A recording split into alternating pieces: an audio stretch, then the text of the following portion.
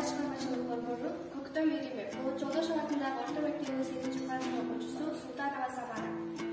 Бүгүнкү болушу. Кана коштошуп алгыла балдарым. Кучакташкан бойдон кеткиле, деди майрыкча жескемпир шымаланып жеңилтирип. Ошентип сөзүн айтып, оозун жыйгыча жан-жактан үрүнүп калды. Ашыкпа кыман эне. Күнөөсүз балдарды жайлаба. Майрыкча жескемпир кылчая калды. Кылчайып алып, айраңтам жанында бугене турат. Эки көзү балбылдап. Балбылдаган көздөрү муңайып типтейт, өтүнүштүү типтейт. Маралдын майнеси асыл бугуман каят. Омуро төшү наристенин маңдайында.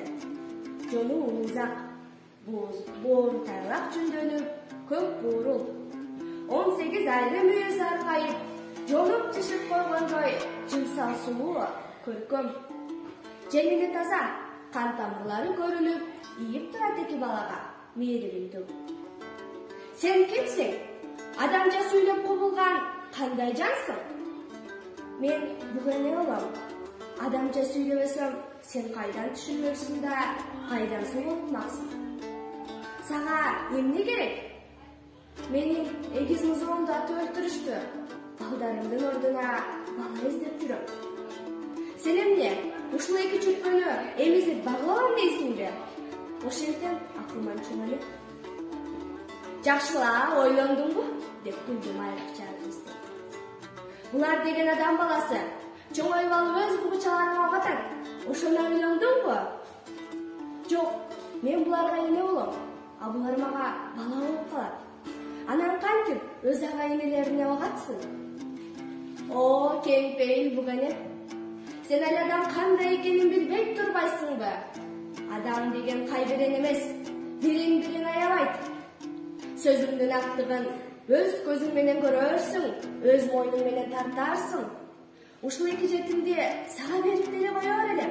Бирок буларды адам баласы көрүп замат атып салат. Анан булардын айынан сага эмне күч келди?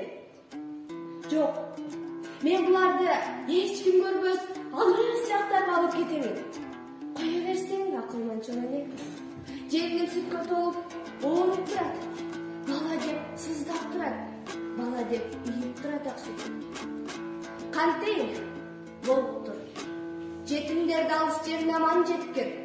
Жок, эгер аяка жетпей жолдо өлсө, же каракчылар жайласа, же чоңоюп алып адамды карамдыгына кетсе, өзүңдөн көр.